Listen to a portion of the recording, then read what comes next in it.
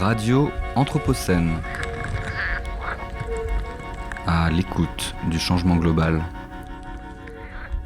Bonsoir à toutes et à tous. On est ravis d'être réunis tous les 5 et avec vous à l'occasion de la sortie du livre « Les controverses Bruno Latour, enquête dans les mondes de l'architecture », fruit d'une coédition entre Cité Anthropocène et les éditions 205 à Lyon, sous la direction de Margot Darieux et Léa Mosconi, ici présentes.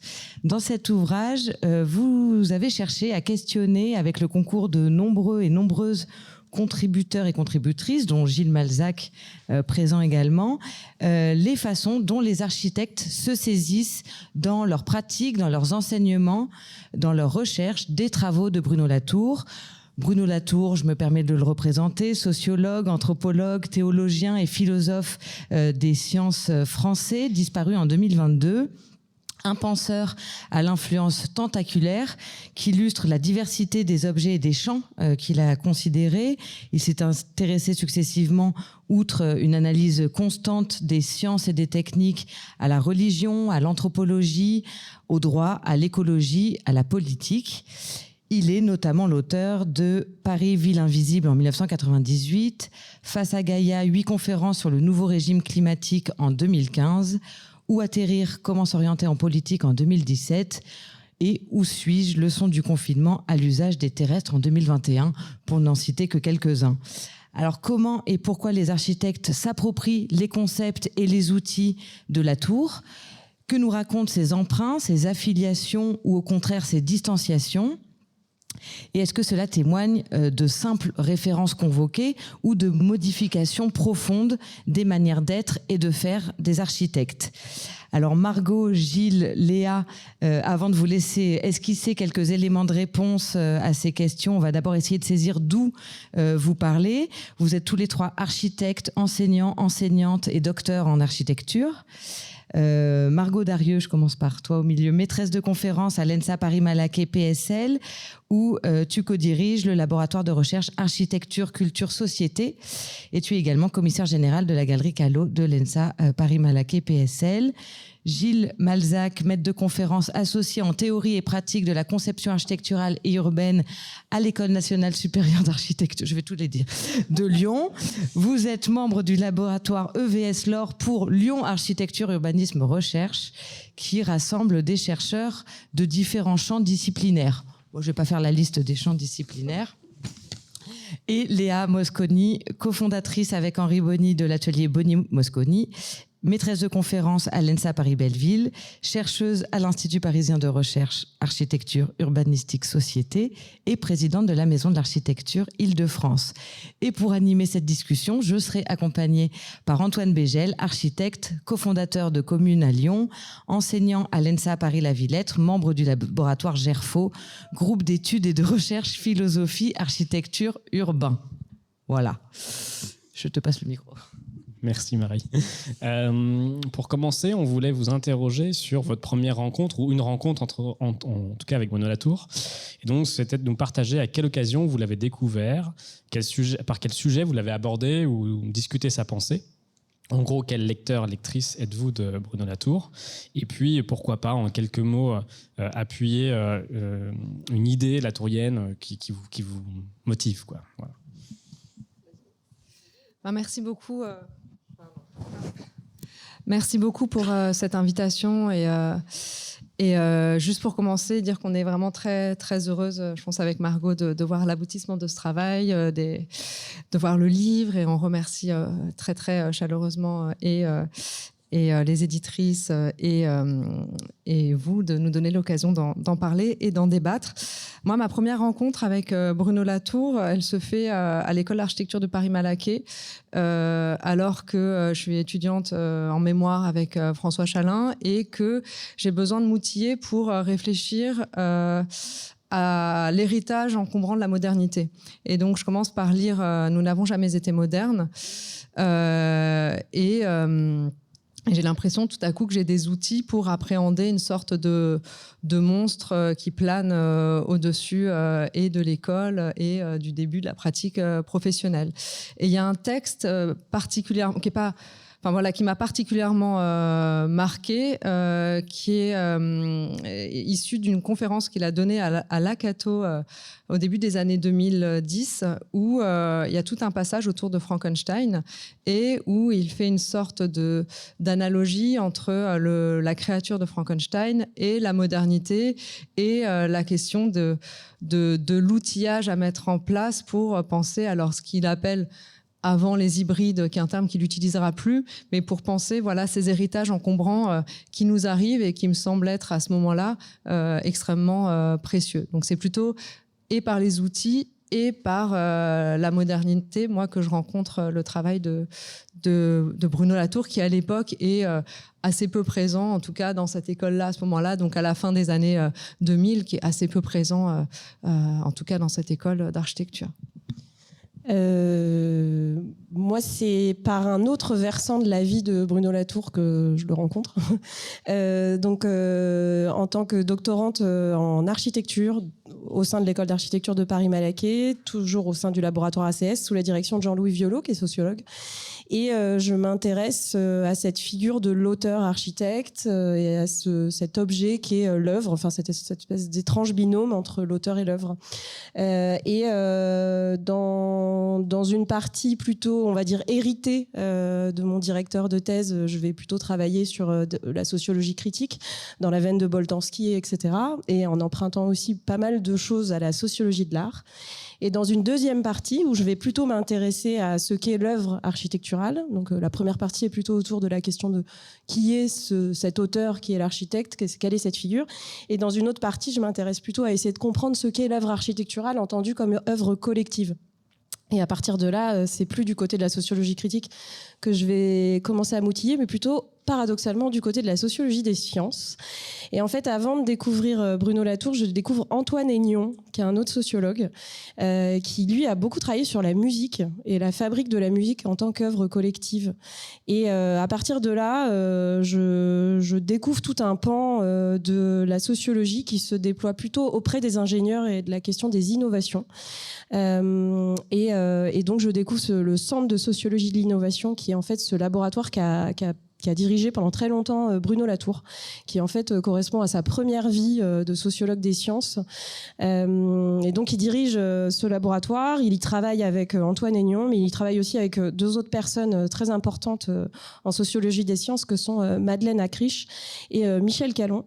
Et à trois, donc Latour, Acriche et Callon, ils fabriquent ce qui a eu vraiment beaucoup d'importance pour moi intellectuellement, qui est cette théorie de l'acteur réseau, qu'on appelle ANT aussi, qui est cette manière de considérer que en fait en tout cas on va dire appliquée au champ de l'architecture, l'architecture ne peut absolument pas être considérée comme l'œuvre unique d'un auteur architecte, mais qu'en fait il y a une diversité d'acteurs humains et non humains qui participent à sa fabrication. Et la théorie de l'acteur réseau m'a vraiment outillée pour comprendre ça. Alors, me concernant, je suis plutôt un lecteur, on va dire, contrarié et distant, on va dire, de Bruno Latour. Et c'est essentiellement, je pense, les journées d'études qui avaient été proposées et dont est issu le livre, qui nous a, avec donc Maxime, permis de nous confronter, en fait, de mettre au travail la pensée de Bruno Latour. Donc, en fait, on a plutôt avec Maxime un rapport, et particulièrement un rapport un peu donc, distant, je le disais, puisqu'il ne participe pas, on va dire, de notre appareil théorique et intellectuel. On se situe, et on aura sûrement l'occasion d'y revenir, plutôt du côté de la philosophie sociale, philosophie critique, ou dit autrement matérialisme historique.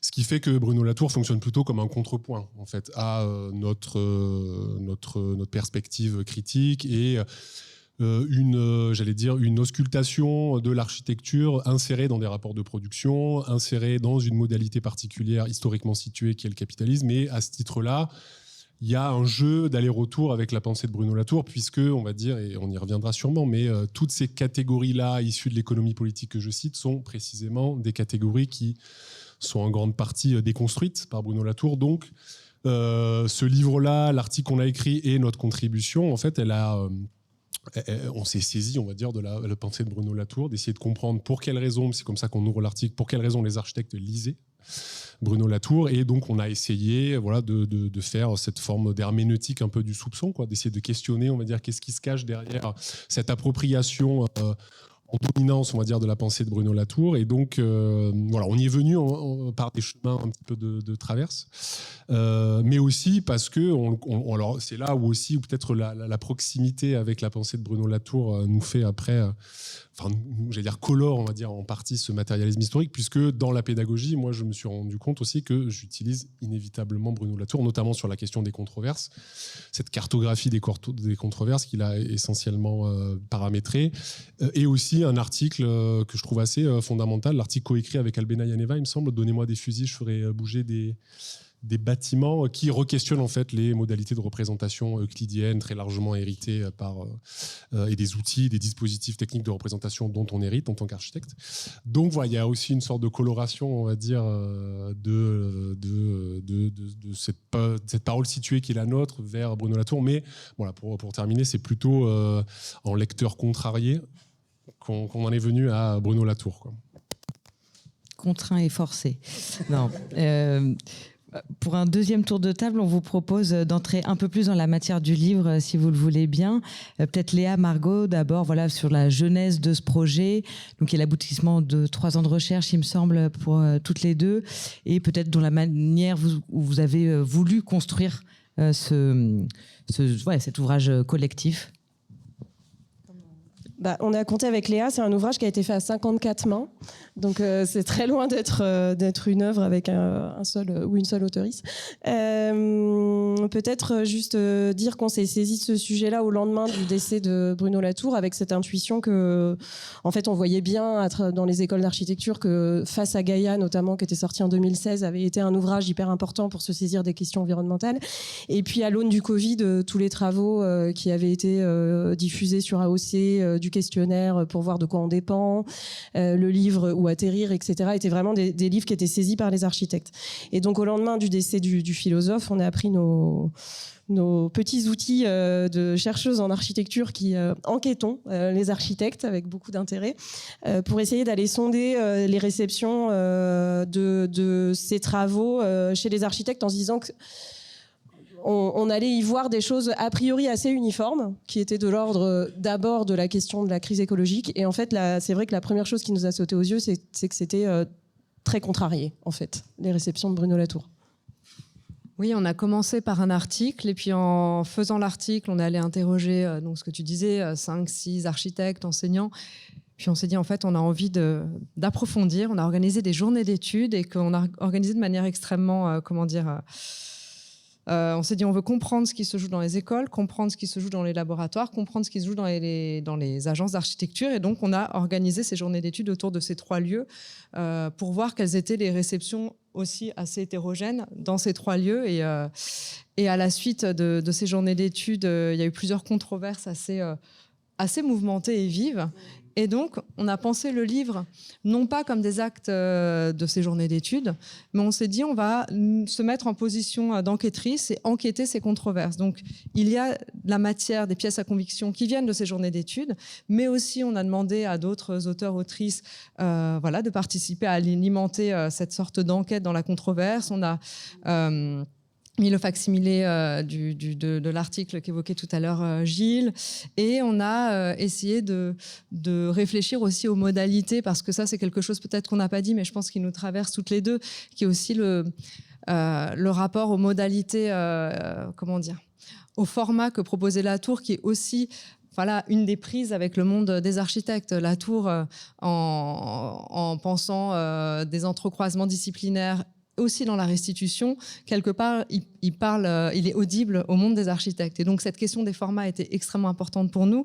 Et donc, c'est quelque chose qu'on a essayé de mettre en œuvre dans le livre, avec des contributions longues, des articles scientifiques qui font 25 ou 30 000 signes, et un autre format qui est le portfolio commenté, où on a demandé aux architectes et enseignants-chercheurs de sélectionner en général une dizaine d'images, parfois un peu plus, un peu moins, et de les commenter. Donc, en fait, on suit l'image et le commentaire nous aiguille dans ces drôles de contributions un peu étranges. Et Gilles, sur ta contribution, je rappelle le titre de ton article, « Un matérialisme sans histoire, 3 points de désaccord avec la pensée latourienne de l'architecture et quelques angles morts ». Oui, alors c'est un article qu'on a commis avec donc Maxime Geny et effectivement, je pense que le point de départ, on n'était pas, j'allais dire non plus dupe de la scène auquel on participait, qui était une forme de controverse aussi. Et effectivement, il y a aussi dans l'ouvrage beaucoup d'autres, je pense, chercheurs, praticiens qui portent un regard, ça a été dit, un peu distant ou critique vis-à-vis de la pensée latourienne. Et du coup, nous, on est un peu parti de là. On a de se dire, en fait, on constate une forme, non pas d'hégémonie, mais on constate dans les écoles, dans les étudiants, et aujourd'hui dans la pensée architecturale, dans la théorie architecturale, une convocation et une mobilisation de la pensée latourienne assez conséquente. Et forcément, en bon dialecticien, ou en tout cas en bon critique, on s'est dit, on va se saisir en fait de cette parole en dominance pour l'interroger. Voilà, qu'est-ce que ça raconte en fait de cette dominance dans la discipline, dans la profession architecturale? Donc en fait, on a interrogé, on a mis au travail la pensée de Latour à partir de 3 scènes qui sont à chaque fois, j'allais dire, piochées dans différentes controverses qu'il a lui-même portées ou menées au tournant des années 2000. Voilà, d'abord dans peut-être le champ anglo-saxon et un peu dans le champ français. À partir donc de 3 scènes qu'on a résumées un petit peu rapidement. Le capitalisme n'existe pas, le capitalisme est une croyance, voilà, il n'existe pas. La posture critique est inopérante. Et la 3e, dont je perds le sens. Non, mais bon, et une 3e sur, bon, j'ai plus en tête. Bon, et en fait, on a ausculté justement ces différentes scènes en regardant justement les controverses qu'elles ont suscitées, en essayant de comprendre aussi pour quelles raisons en fait les architectes mobilisaient cette pensée-là. On s'est, je pense, assez rendu compte assez rapidement que précisément les figures qui étaient mobilisées par Bruno Latour, je pense notamment à l'image du médiateur, du diplomate, voilà, avaient une tendance à pacifier précisément des rapports sociaux dans lesquels l'architecture s'insère et donc des rapports de conflictualité. Et voilà, la 2e scène, c'était la politique est une discussion sans fin, est une discussion infinie. Voilà. Ce qui a tendance à précisément peut-être invisibiliser des conflictualités autres. Quoi, voilà. Et donc en fait, on a dans un premier temps fait ce travail-là d'enquête, d'auscultation, d'essayer de voir, notamment dans la revue du MOS, où il y a une vraie controverse entre Alain Caillé et Latour et Michel Callon, pardon, sur cette dématérialisation du capitalisme qui n'existe pas, qui voilà, et donc ça a été dit, Latour était un théologien et donc il y a une dimension très religieuse dans la perspective de Latour vis-à-vis du capitalisme, alors que nous on a, de par nos travaux de recherche, on a ausculté aussi cette insertion dans des mécanismes de production de l'architecture. Et quelle est en fait la fonction idéologique de l'architecture et des architectes aujourd'hui, et en quoi l'architecture permet d'une certaine manière, j'allais dire, l'accumulation du capital. Quoi. Et donc, la figure de Latour, elle devient intéressante parce qu'elle est très largement mobilisée donc, par des praticiens, des praticiennes, par des théoriciens et autres, alors que l'économie politique ou l'écologie politique de Bruno Latour ne nous paraissait pas, j'allais dire, suffisamment solide ou armé pour répondre en fait aux conflictualités dans lesquelles l'architecture s'insère. Quoi. Donc il y a voilà, cette première auscultation là, et ensuite il y a un déplacement, j'allais dire, sur des formes de réponse. Quoi. Voilà, ok, on constate, on va dire, un manquement, un vide, vers quoi on peut aller tendre. Donc on essaye, et d'ailleurs je reprenais un petit peu la contribution qu'on avait adressée au début, et en fait l'hypothèse qui était la nôtre au début, c'était de faire prendre un tournant matérialiste à la pensée de Bruno Latour. Voilà. C'était de dire, au même titre qu'un écrivain avait écrit, Andrew Culp avait écrit un ouvrage qui s'appelle Dark Deleuze, donc qui était une manière justement d'assombrir Deleuze, qui était en fait une manière de remarxiser Deleuze. Alors qu'au tournant des années 2000, la figure de Deleuze aux États-Unis avait été très largement démarxisée et donc très largement récupérée par les architectes.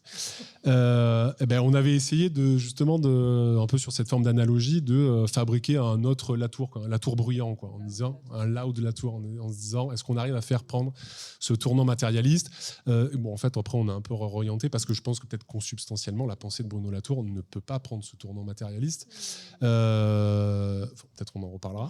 Parce que précisément, j'allais dire, les catégories de l'économie politique qui font le matérialisme historique, en fait, sont très largement déconstruites par Bruno Latour. Le capitalisme, la critique, la classe, voilà. Et donc après, on va plutôt vers des... Alors, on finit notre article sur des questions de représentation, voilà, qui nous paraissent une des modalités assez intéressantes à se saisir pour les architectes, en allant du côté d'analystes et de critiques littéraires et culturelles, comme notamment Frédéric Jameson, en allant du côté justement de ce qu'il a appelé une cartographie cognitive, qui est donc une manière en fait de se représenter dans la totalité du capitalisme, pour pouvoir s'orienter. Et quand on dit s'orienter, c'est pour pouvoir précisément mener des luttes, organiser stratégiquement des luttes. Est-ce que les savoirs architecturaux peuvent permettre justement cette organisation-là? Est-ce qu'au contraire, ils sont câblés est formaté par des déterminismes historiques et des dispositifs techniques qui ne nous permettent pas d'orienter ou de réorienter la pensée architecturale. Voilà, c'est un peu tout ça qu'on a essayé d'explorer dans cet article-là. Alors pour cette deuxième partie de discussion, on aimerait profiter de votre présence et comme voilà, ton article y invite, le livre y invite, le titre même le dit, profiter de votre présence à tous les trois pour faire l'expérience de la controverse en vous faisant réagir à des termes, des concepts de Bruno Latour. Donc on a choisi 3 entrées lexicologiques. Bon, ils sont préparés, hein, on a vu ça avec eux.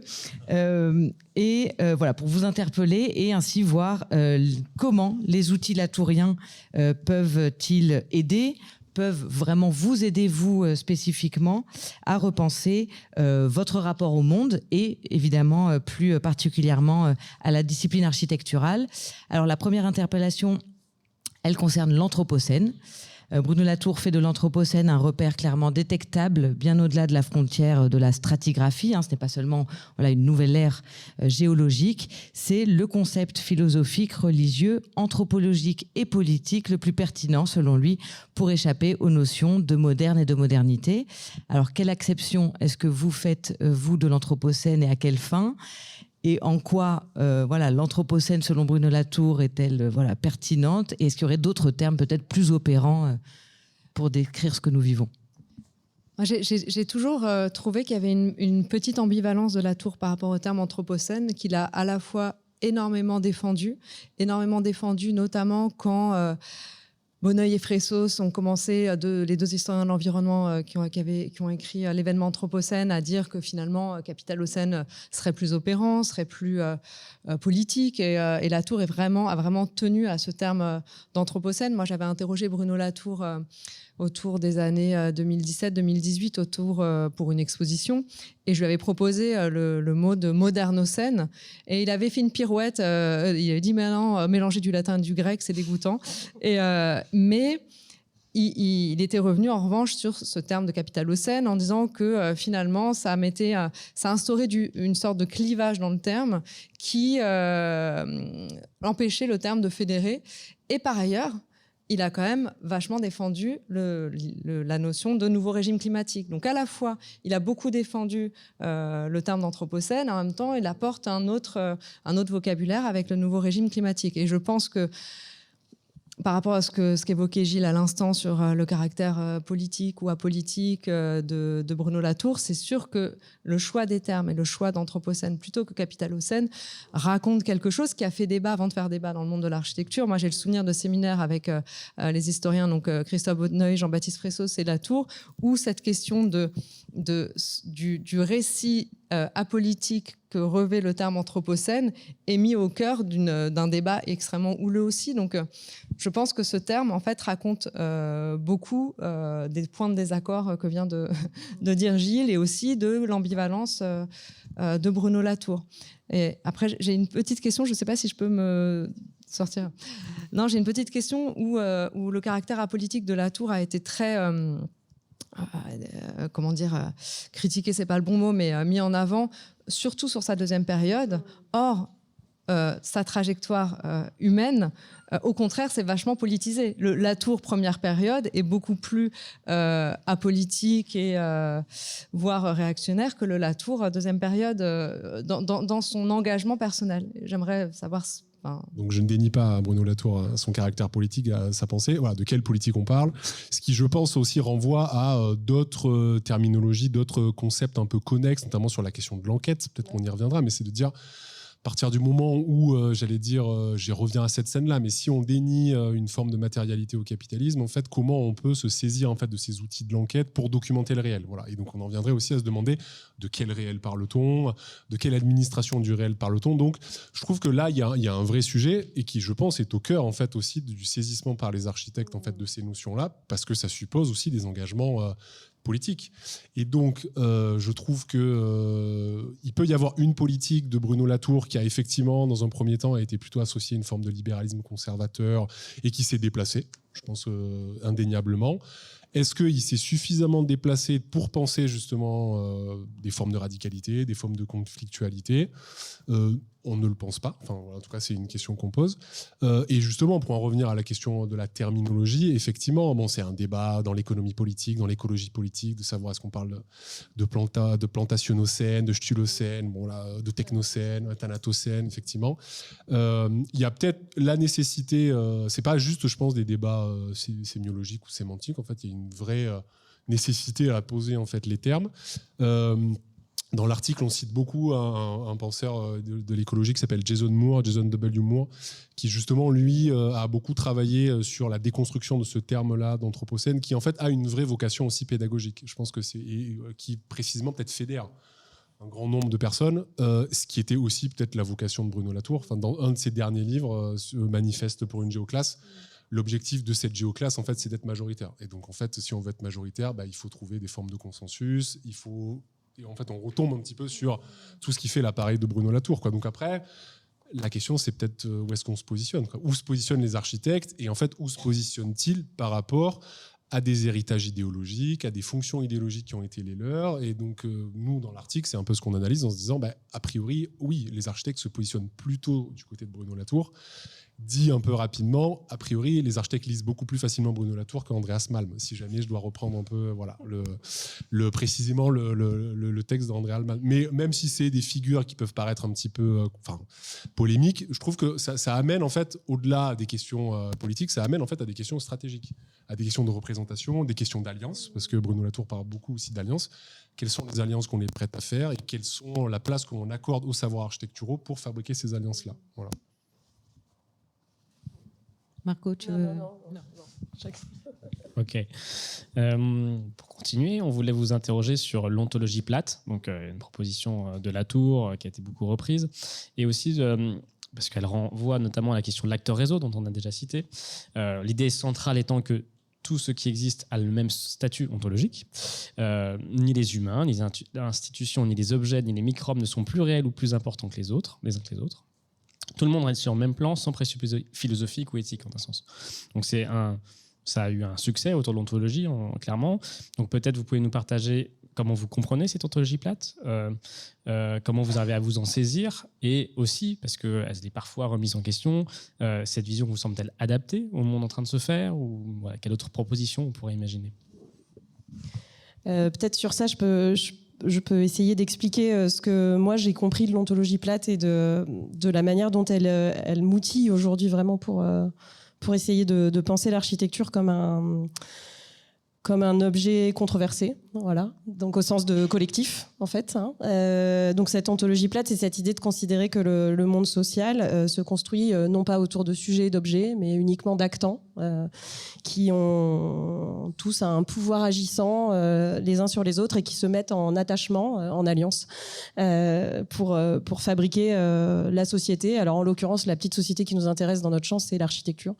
Donc cette ontologie plate, moi je la trouve très efficace parce qu'elle permet vraiment, c'est l'outil initial qui permet la cartographie des controverses, qui est vraiment cette idée majeure, méthodologique, qui a été diffusée par Bruno Latour depuis Sciences Po et au sein de la sociologie des sciences ensuite, où en fait elle permet de cartographier l'ensemble des actants agissant dans l'état d'une situation.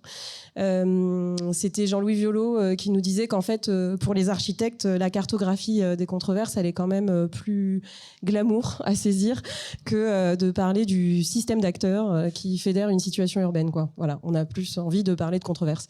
Alors qu'au fond, il ne s'agit pas forcément de faire une chose différente, si ce n'est peut-être de rappeler que c'est pas que des acteurs humains, c'est aussi des règlements, c'est aussi des systèmes économiques, c'est aussi des acteurs non humains, c'est aussi du vivant. Et donc ça permet vraiment de diagnostiquer des situations. Dans le livre, il y a des personnes et des auteurs notamment pour qui cette manière de penser la capacité agissante d'acteurs humains comme non humains dans l'architecture est comme un moyen de politiser justement la création de la conception de l'architecture. Je pense notamment à la contribution de Jean Souviron, qui parle de l'architecture et de ses territoires de subsistance, dans cette manière de considérer qu'en fait, si on tire le fil de tous les actants qui participent qui s'engagent dans la conception d'un projet architectural, et ben ça veut dire qu'on est capable d'aller voir de quel territoire a été extrait le sable qu'on va utiliser dans son béton, et de savoir si en conscience, si on est d'accord avec le fait que ce soit une réminiscence de territoires colonisés.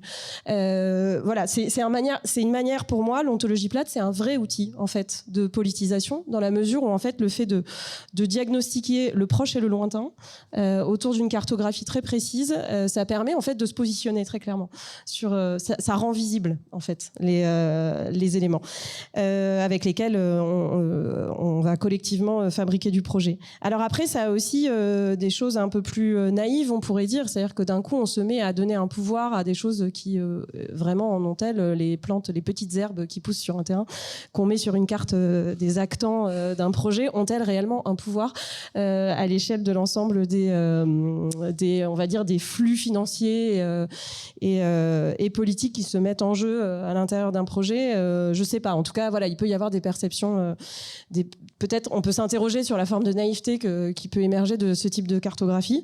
Et à l'inverse, penser l'ontologie plate, en fait, ça a aussi le défaut, peut-être d'une certaine manière, c'est un peu ce que tu dis, de niveler la représentation. C'est-à-dire que en fait, tout le monde se met à avoir un potentiel actant.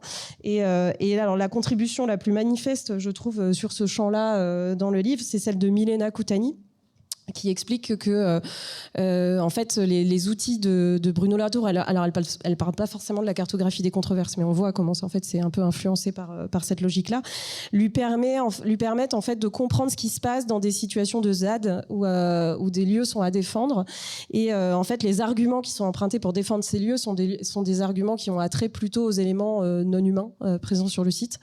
Et ce qui est frappant, c'est que dans cette grande carte des actants, en fait l'architecte n'existe plus du tout.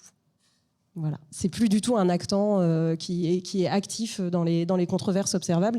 Et d'ailleurs, c'est pas du tout un actant qui est mobilisé par les autres actants pour avoir des choses à défendre. Donc, à l'inverse, c'est aussi un moyen de nivellement. Tout le monde se retrouve représenté au même statut. En fait, je pense qu'il faut quand même. Enfin, moi, je suis quand même attachée à ce type de représentation parce que je prends pour exemple les magnifiques cartes qui ont été fabriquées par Alexandra Arène, Frédéric Aïtouati et Axel Grégoire, donc dans ce livre formidable qui s'appelle Terraforma, manuel de cartographie potentielle, où en fait la zone critique qu'elle représente est aussi, donc c'est cette manière de retourner le globe, de mettre l'atmosphère au centre, et de plus on s'éloigne du globe, plus on s'éloigne du centre, plus on va vers ce qu'elles appellent la zone critique et le centre du globe. Et en fait, en représentant l'ensemble des actants de ces territoires-là et en les mettant en relation, en fait, on fabrique, la compréhension de situations. Alors ces situations sont pas réelles. C'est pas des données objectives. On n'a pas appris des quantités de données auprès de l'INSEE ou auprès de je ne sais quel capteur qui mesure le mouvement de la planète. Mais ne serait-ce que de représenter ça, ça nous fait avoir une perception complètement différente du monde et ça nous met en action sur des champs différents. Voilà. Je rebondis sur ce que tu dis. Je pense que oui, effectivement, la question de l'ontologie plate et peut-être des outils connexes qu'elle a pu permettre, notamment sur cette question de la cartographie. Et moi, je pense que c'est en tout cas un des apports assez manifestes du point de vue des architectes aussi, puisque le travail que tu citais, il irrigue très largement aujourd'hui les pédagogies et les écoles d'architecture. Après, on peut aussi s'interroger sur en fait la capacité mobilisatrice de ces objets-là. Ça veut dire, bien évidemment, c'est des représentations qui sont très savantes, qui ont une capacité d'imaginaire et d'esthétique qui est très puissante. Est-ce qu'on arrive à s'y situer? C'est-à-dire qu'est-ce que, si tu le disais, est-ce qu'à force de symétriser, de niveler toutes les choses, est-ce que précisément les dynamiques de domination, d'exploitation, en fait, des formes de hiérarchie sociale, en fait, est-ce qu'elles apparaissent? Et donc à ce titre-là, la place de l'architecte, qui lui-même peut-être ou elle-même participe à ces formes de domination-là, où est-ce qu'elles apparaissent. Moi, je trouve que cette question de la cartographie, en fait, elle est hyper intéressante. C'est d'ailleurs dans l'article, en fait, c'est à partir de cette question des cartographies qu'on essaye après de ramener ça du côté des architectes et d'autres pratiques qui parlent pas forcément d'ontologie plate, mais plutôt d'externalité, voilà, de comment en fait on fait une architecture des externalités, comment on rend visible ces externalités-là. Le choix des mots, je pense là aussi c'est intéressant, mais je trouve que oui, il y a peut-être, après encore une fois, la question que je me pose encore une fois d'un point de vue critique, c'est toujours une espèce de double mouvement, quoi, une forme de dialectique. C'est de dire, il peut y avoir une forme d'herméneutique négative qui est en fait la recension de tous ces actants, de tout ce réseau infra ou superstructurel qu'il s'agit de documenter. La question après, je pense, qui nous est posée en tant qu'architecte, mais pas que, c'est de dire à partir de ce matériau-là, en fait, comment en fait on s'émancipe de ces éléments-là et comment en fait on agit, quoi. Voilà. Et donc peut-être que j'allais dire la distance vis-à-vis de la politique, en tout cas l'écologie politique de Bruno Latour peut-être, et peut-être l'écologie politique de l'ontologie plate, j'allais dire consubstantiellement, dans son code premier, ne permet pas peut-être, vous voyez, le passage après à cette espèce d'action stratégique, tactique, de la mise en place, en tout cas de l'utilisation de ces savoirs architecturaux-là. Et je trouve que là, et en fait, ça pose des vraies questions de représentation, mais pour les architectes. Et c'est là où je reviens sur le facsimilé qui a été publié, mais c'est de dire, est-ce qu'en tant qu'architecte, pour revenir sur la question de la représentation, est-ce qu'on utilise toujours des points de vue verticaux, voilà, avec tout l'imaginaire que ça peut, colonial, impérialiste, que ça peut mobiliser? Est-ce qu'on continue à représenter de façon euclidienne, alors que ce sont des outils, des objets qui sont historiquement situés, qui naissent à un moment précis de l'histoire? Et je trouve que ça, voilà, c'est des vrais sujets en fait pour nous en tant qu'architectes qui peut-être peuvent être dans un premier temps documentés pour faire une sorte de sociogénèse ou d'une histoire de ces outils-là. Et après, ces outils-là, en fait, est-ce qu'ils sont reconfigurables? Est-ce qu'on peut les déplacer? Voilà. Et je trouve que, et peut-être que je ne sais pas si l'ontologie plate permet ça. Voilà, d'un point de vue, encore une fois, d'une économie politique, de dire effectivement donner la parole aux non-humains, bien évidemment. Ensuite, est-ce qu'aujourd'hui, l'humain n'a pas la seule capacité à s'organiser précisément pour défendre en fait, ce non-humain, quoi. Voilà. Et en fait, ça, je trouve que derrière, ça renvoie à des questions stratégiques qui sont, moi, je trouve assez fondamentales aujourd'hui, quoi, dans notre présent. Voilà. Je ne sais pas si on a le temps pour une dernière controverse rapide, peut-être qui va mener à un consensus. Non, genre. La question de l'enquête. Bruno Latour fait de l'enquête ethnographique le cœur de sa démarche. Voilà, peut-être qu'avec vos réponses, on va pouvoir expliquer aussi comment il entend l'enquête. Plus qu'une méthode, c'est une philosophie, c'est un geste politique. Comment est-ce que vous vous emparez, voilà, de l'enquête latourienne et quel enquêteur, enquêtrice êtes-vous au quotidien? Non, mais c'est très, très rapide et peut-être qu'on... lors de la première journée d'études, il y avait trois anciens étudiants du master qu'avait monté Bruno Latour à Sciences Po qui ont fait une restitution de leur enquête. Et c'était assez étonnant parce que ça a donné lieu à un débat assez vif avec deux sociologues qui étaient présents et qui disaient mais en fait ce que vous appelez enquête et ce que vous ce que vous présentez en fait c'est de l'analyse et on l'a toujours fait. Et donc il y avait une forme d'animosité, de conflit qui est arrivé comme voilà, l'enquête et la manière dont elle était racontée par ces anciens étudiants était vécue comme une forme d'appropriation et outil de communication. J'ai trouvé que ce moment raconte beaucoup. Et alors après, c'est aussi un peu malhonnête de ma part de raconter ça maintenant. En vrai, si on regarde dans nos enseignements, pour préparer, on était dans un café juste avant et on montrait les travaux d'enquête de nos étudiants. Bien sûr que la manière dont Latour a raconté, montré ses enquêtes, outillé, montré une diversité de formats de restitution. Bien sûr que je pense que ça nous a amené, nous et puis plus largement évidemment dans les écoles, à considérer ce moment de l'analyse qui était souvent quand même fait de manière avec un passage d'échelle très, très formaté, avec certains outils très formatés aussi, que ça nous a permis de reconsidérer ce qu'on appelait enquête. Mais je voulais raconter ce petit moment assez particulier. Je sais pas si... Oui, en fait, ce qui est troublant à la fois avec ce mot enquête, c'est qu'il est il est un peu omniprésent en fait dans la pensée latourienne et dans les héritages aussi, notamment chez les architectes, parce qu'en fait on l'a pas dit, mais en fait Bruno Latour il a formé beaucoup d'architectes, enfin beaucoup, on s'entend, hein, pas non plus 300 000, mais il en a formé, je pense, au moins une trentaine peut-être, mais directement, c'est-à-dire qui ont été ses étudiants et ses étudiantes à Sciences Po, et dans les journées d'études on en avait deux, Alexandra Arène et Sohail Ajmir Baba, qui ont rejoué en fait in situ une partie des dispositifs en fait que nous on appellerait aujourd'hui concertation et participation habitante, mais qu'eux appellent enquête sur les réseaux d'attachement des personnes dans les territoires où ils travaillent, et pour eux c'est vraiment la manière de faire décrire, donc d'opérer la description, c'est ça qu'ils appellent enquête en fait, c'est faire décrire par les personnes d'un territoire leurs attachements à ce lieu-là. C'est un moyen de politiser en fait le renoncement à certains attachements et la lutte pour la défense d'autres attachements.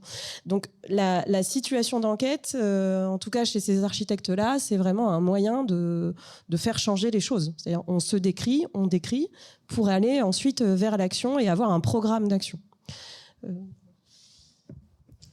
Oui, ouais, non, mais ce mot d'enquête me fait penser à. En fait, c'est aussi un mot qui a été très largement utilisé dans les années 60-70 en Italie. Je pense notamment à un historien de l'architecture qui s'appelle Manfredo Tafuri, qui parlait justement de cette question de l'enquête, quoi, de dire comment on va enquêter chez les architectes, l'architecture et l'architecte en tant que travailleur intellectuel. Et donc en fait, cette question de l'enquête qui se fait parallèlement aussi à un mouvement, j'allais dire marxiste, qui s'appelait l'opéraïsme. En fait, on a beaucoup parlé de co-recherche, en fait, d'une recherche qui se faisait au sein des usines avec les ouvriers. Donc en fait, cette terminologie-là, je pense qu'elle traverse en fait la question architecturale. Peut-être qu'elle est remobilisée ou elle est recablée, on va dire, différemment par Bruno Latour, et peut-être qu'elle permet aussi justement cette identification des attachements dont tu parlais.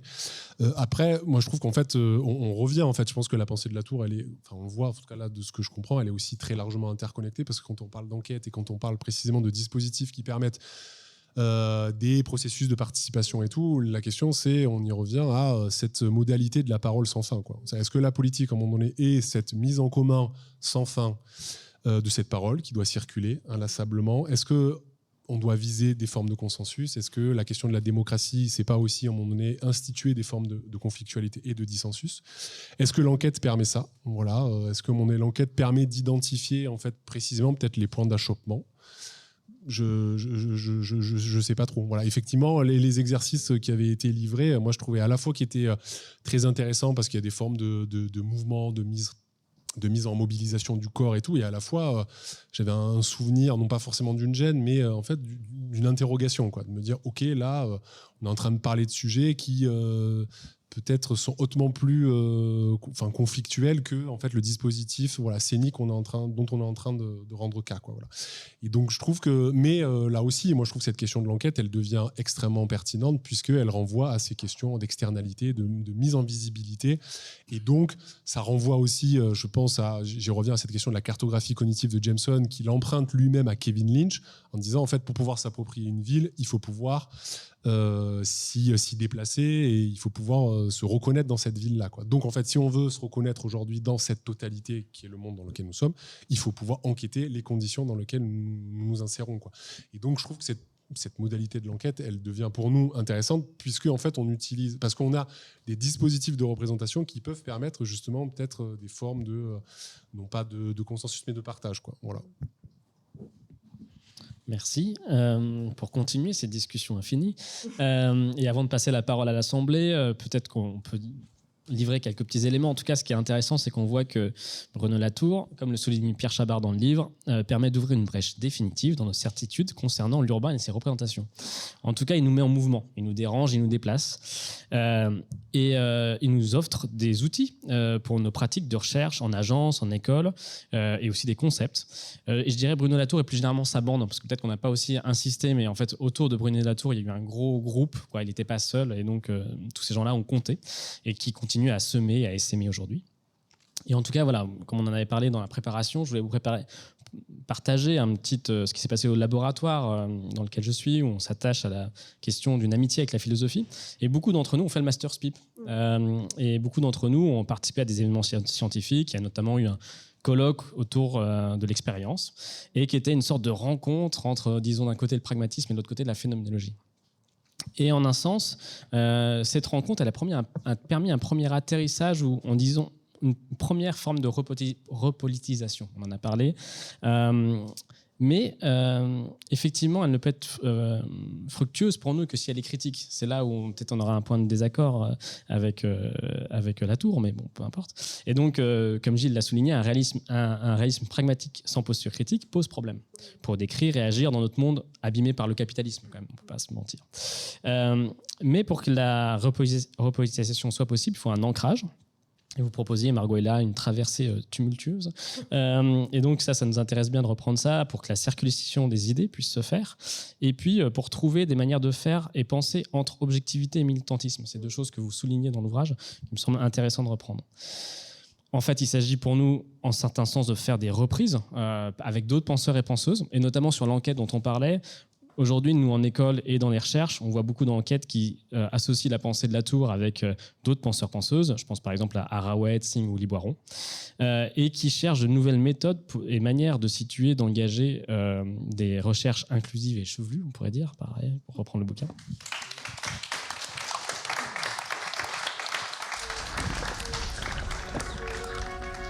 Radio Anthropocène. À l'écoute du changement global.